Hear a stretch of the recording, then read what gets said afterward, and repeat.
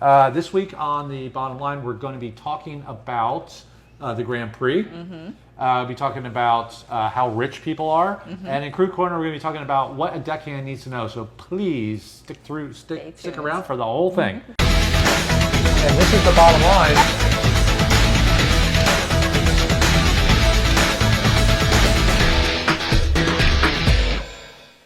Hey everybody, I'm Doug. And I'm Christy. And this is the bottom line. Welcome. Welcome back. We love you guys. More energy, please. Welcome back. So, we're at episode 57. We're going to be doing our season finale soon. So, keep an eye out. We're going to try and make it really good for our summer break. And we'll see you guys in the fall. Also, don't forget, we're trying to throw this big, huge party right before the Fall Hour of the Boat Show. We want thousands of people. We want roadblocks. We want cops showing up. Please keep an eye out for that. We're going to do that. So, what do we got? Well, we have our sponsors. Which are? Marine Data Solutions, Saltee Rags Crew Apparel, and Savvy Maritime Yachting Academy. Marine Data Solutions. I've got 99 problems on board. And the internet's not one of them. And you know what else? Thank you so much, Marine Data Solutions, for buying the mics. Now you guys can hear us. Who? Next? Saltee Rags Crew Apparel. What does Saltee Rags do? They keep us looking fly and customized gear for our boats. Keep her looking fly. Me not so much. Don't forget, Dave does extortion, blackmail, murder, money drops. No. He can make the bags for the money drops, you know. And customize them. All right, check out Dave. Use code. He loves to do that. What's that called? Wet work. Okay, next. And Savvy Maritime Yachting Academy. These savvy guys at Savvy are going to make a savvy crew member out of you. I said savvy 3 times. That means 4. Look, if you don't know anything, go over there. 8 weeks later, you pop out as a deckhand. You get a certificate. You can finance. It's a no-brainer. This is what you need to do to get into yachting the correct way. All right, check them out at Savvy Maritime Academy. Those guys are awesome. All right, what do we got now? Yacht industry news. Georgia, yacht industry news. Do that funky black wireframe thing. Go. Working. Okay, yacht industry news. What do we got? Well, here at the bottom line, we do support the minimum of $150 per day rate for workers. We do? Workers. We do. This is still a hot topic. You guys going crazy. Let's pay them $500 a day. Listen, bottom line, supports minimum $150 a day. If you work more than 8 hours, we want you to get a little bit more money, maybe another $20 or something like that. The minimum. Yes. Okay? The minimum. That's all. We want new crew coming in the industry, and I think that's a good rate. Workers. Okay, anyway. We pay more. You can try and pay more. Minimum. Okay, Minimum go ahead. Next. Miami is no Las Vegas, and we do have plenty of water. Yeah, well, no kidding. I know. But wait a minute. We have gambling. We do. And we it's have hot. drinking, clubs. It's hot. Good-looking people. Crazy people. But what does Miami have? Water. That's right. We have water. So the Miami Grand Prix came to guess what? The Miami Grand Prix was just a couple of days ago. Unbelievable. I mean, can you just picture? I didn't go. Can you just picture the cars racing down MacArthur Causeway with the blue water on each side and all the yachts, all the yachts lined up? It's awesome. Is that what it was? No, they didn't do it like that. Where was it? They built the track around the Miami Stadium. The parking lot? Yeah, they used the parking lot. And they brought yachts in on vinyl water. Okay, I'm going to show you. All right, this is the Grand Prix in Monaco. Take a look at this. Hamilton's now going to make it 3 victories around the streets of Monte Carlo and extend his lead at the top of the championship.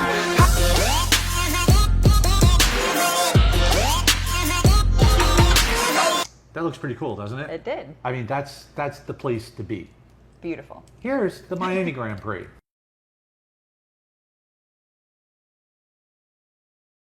That's plastic water. Biggest fail I've seen in a long time. Biggest fail I've ever seen. So Miami denied the permit for the Grand Prix to run downtown and down to the beach. So they had to put it in a parking lot at a football stadium. And to give it the feel of Monaco, they parked a whole bunch of yachts in the parking lot and then surrounded them by plastic blue water. I mean, this is the biggest fail that I've seen ever. Give me a break. Everybody in Europe is going to be laughing at us. They already are. They already are. God almighty. Give me a break, people. I mean, oh, wait. Ooh,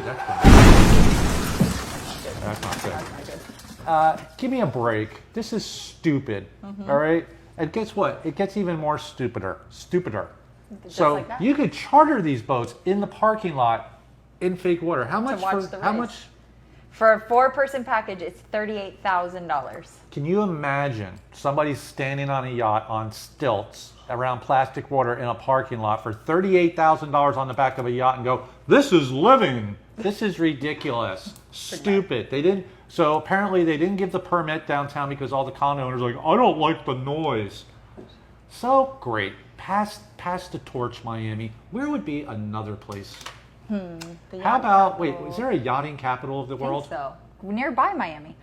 Fort Lauderdale. Fort Lauderdale's in Miami. Come on. Fort Lauderdale is the yachting capital of the world. This would be a perfect venue, absolute perfect venue. Please. Okay, we have a little short here. We're going to show exactly how it works because apparently Miami got it wrong. Here, They take a need look help. at this. They need- Okay, so we set up this little experiment to see how hard it would be. Cars, water, boats. It took like 5 minutes. Come on, Miami. It's not Come that on. hard. Look, people want to put their feet in the water. They want to see water. yachts, cars.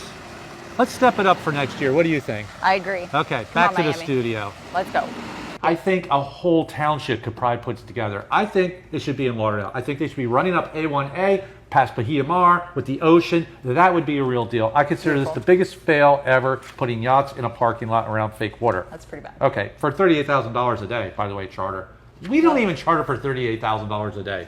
And we have real water around the boat. Okay, next. And we move. And we move. And we move. Next. DeSantis is proposing a $30 million state budget to go towards saving the manatees.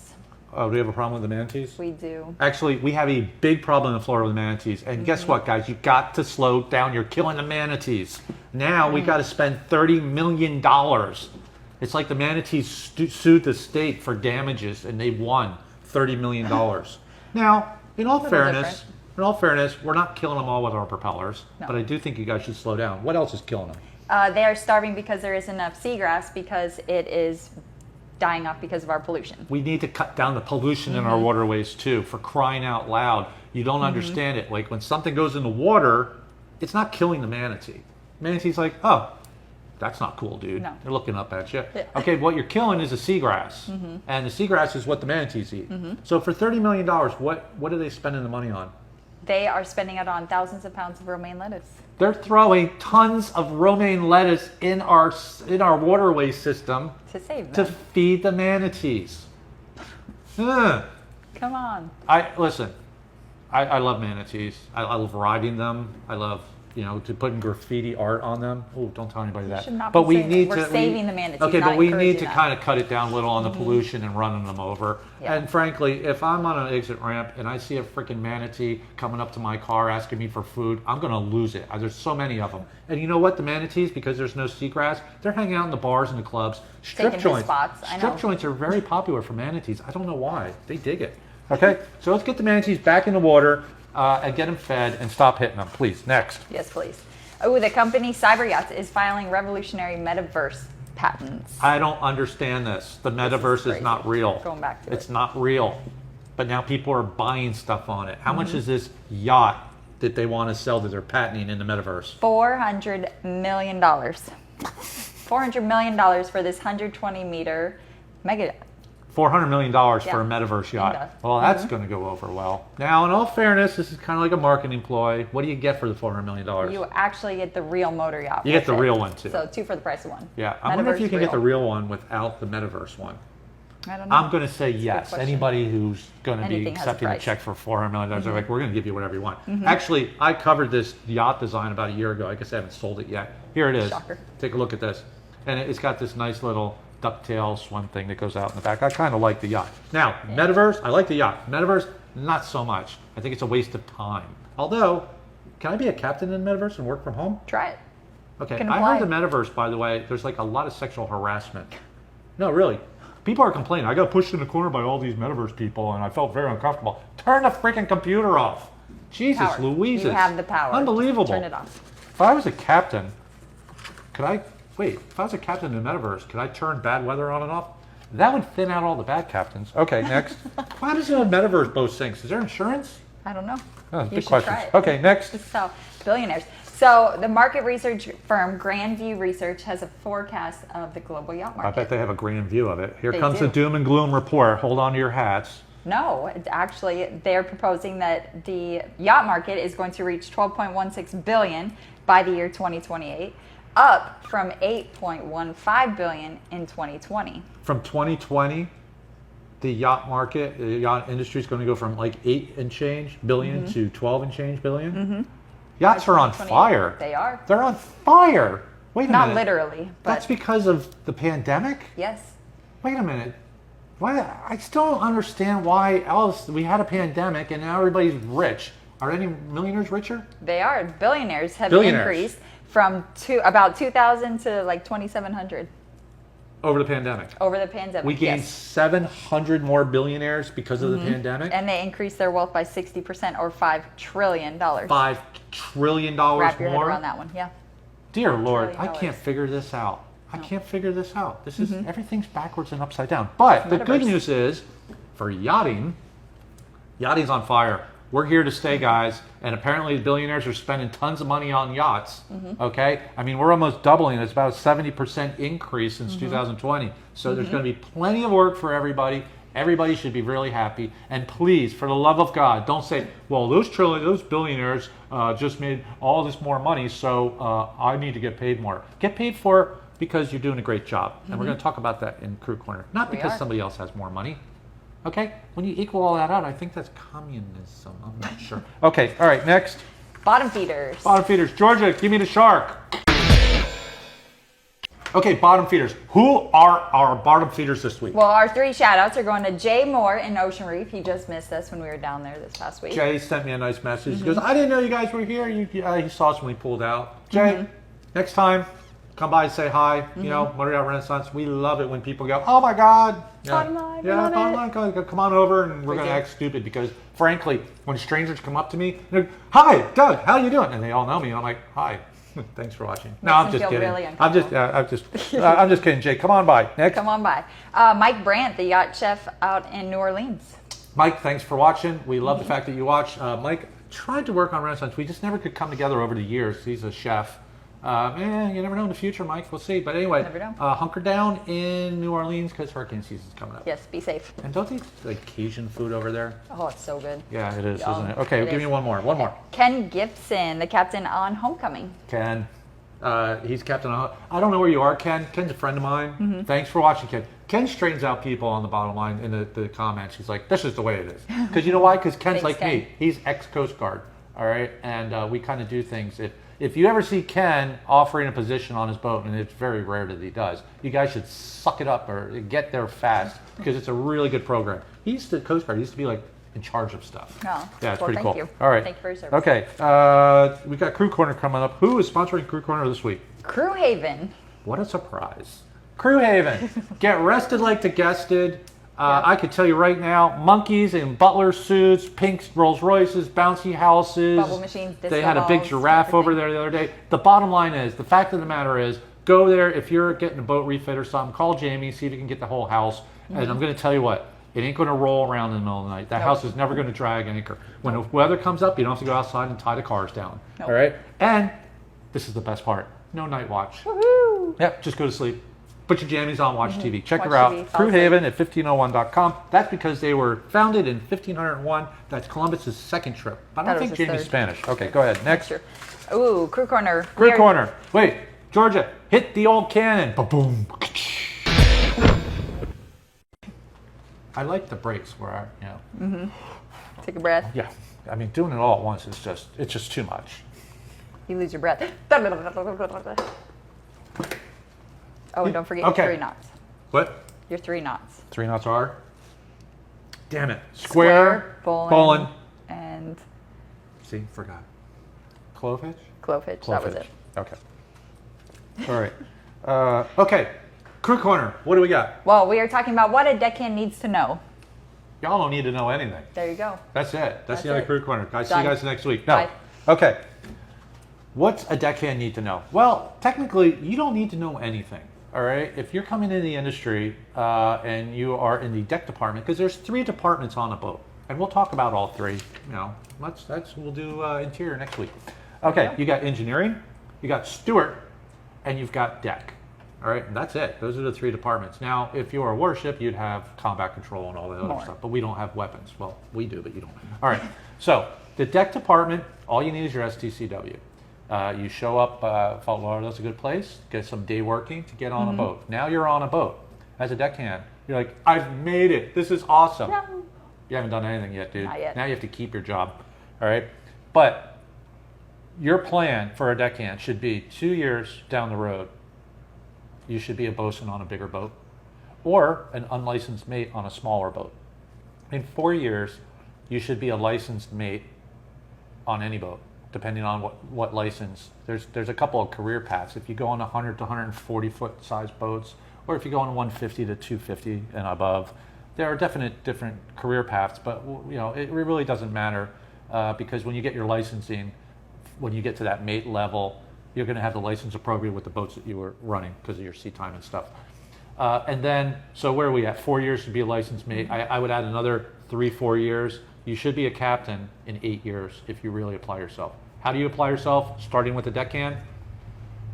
In that 2 years, you should learn how to tie your knots, hitches. Okay. I don't know how many times I've walked around and talked to deckhands and they can't even tie a line. This is ridiculous. Okay, instead of partying your ass off with your skateboard and jumping off bridges and clubbing all night, spend a couple of nights during the week learning how to tie. There's 3 knots, 3 hitches that you really should know pretty quick, which are Clove hitch, square knot, and the bowline. these are not hard, okay, but these are the ones that are going to come into play every time you're doing something with lines. You should also know how to tie a stopper knot on bigger boats because if you have to transfer the load from a line, or if you have an anchor problem or whatever, you need to kind of figure that out too. That would be a bonus. That's also a sheep shank and all that other stuff, Beckett bend. But I mean, that's kind of getting advanced. If you know the 3, say it again, Clove hitch, square knot, and bowline. you're in good shape. Second of all, while you're up on bridge watch, you'll probably be doing nothing but kind of going, with your phone going, oh, okay, oh yeah, okay. That's probably wrong too. When you, After that. I think you guys should value your time on the bridge as a deckhand.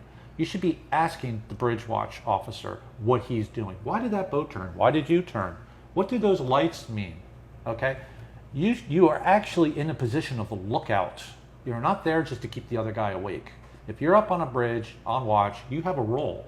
All right. Now we don't expect a lot from our deckhands, but I'll tell you, after I transit north from north to south, it's about 5 days, a couple of 1,500 miles. I really expect my deckhands to know, to be able to say, I've got a contact at 030, about 5 miles away. I'm looking at a port bow aspect, or the lights are showing me that it's a vessel over 50 meters and it's going XYZ. You should be able to get that down. All right. This is utilizing your time as a deckhand to improve your sellability to become a bosun. You walk into an interview and go, hey, you want me to tie you a sheep shank? Okay, here we go. I've studied bridge watch and I know all this. Bridge watch is not just staring and going, I got an AIS target here. Everybody can do that. You need to get the basics down. When you get the basics down, you're going to understand what the AIS is doing because it basically tells you the same thing. Distance is also kind of important when you're up on a bridge, but it's also important when you're docking the boat because a lot of times a deckhand is going to be in a position where he could really screw things up. Real fast. If you're stationed on the back of the yacht and the captain's backing up, I hate this. I can't stand this. Give me distance in the back. 20, 19, 18, 7, 3, 2. And I'm like, I'm driving the boat. I don't have time to ask, but I'm like, so how do we go from 13 or 14 to 7? I mean, I'm watching the boat. It moved about a foot. That's because your distance is off. And now you realize that the boat's going to hit. It's a very important position. So you need to learn your distance. How do you learn your distance? It's very simple. If you got a 30-foot tender, if that boat can fit in there, that's 30 feet. There you go. Captains don't care if it's 40 feet and it's really 30. We care if you say it's 10 feet and it's really 2. So look down there and go, yeah, the tender can fit in there, that's 30. If you look down there and go, well, only half the tender can fit in there. How much would that be? 15. 15. And if you're like, oh, not much of that tender can fit down there, that's like 7. Okay? So use that as a visual guide. I can't stress enough. Utilize your time as a deckhand to your advantage. be a sponge. This is like your training period. You should be able to move up to a bosun real fast. You should be able to move up to an unlicensed mate on a smaller boat pretty damn quick. Unlicensed mate and deckhand are kind of the same thing, but you do get the title and you get additional responsibilities, so it's a win for you. Now you need a license on a bigger boat when you're running because you can't run a bridge watch without one. So you got to also document your sea time. Okay, just write it down. I think captains hate this going after somebody leaves. Hey, by the way, can I get my sea time? Dude, you've been on here for 2 years. I got to go through every page. Ugh. Give us an idea. Keep track of your own sea time too. That's on U.S. flag. I know foreign flag's a little different. And keep track. Why am I saying keep track? Because you want to know what your goals are for licensing. You want to know how close you are. You want to know how much more you got to do. If you're on a real busy boat, you're going to get a lot of days. If you're on a sleepy little boat that sits behind somebody's house, you're not going to get any days. For licensing, that's a pretty bad deal. So take charge of your future.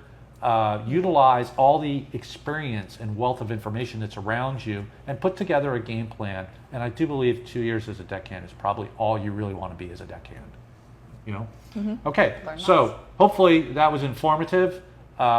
We at the bottom line, if you guys have career questions, Georgia, who's teaching at MPT, would be happy to answer them. So just shoot us a PM or write it in a comment, and Georgia's going to spring to action and kind of give you like the abridged version. We don't have time to give you paragraphs, but we can kind of point you in the right direction. Okay, anyway, we'll see you guys next week. We love you guys. Don't forget about the party. Don't forget about everything else we're talking about. I'm Doug. And I'm Christy. And that's the bottom line. Do your thing, Christy. Yeah.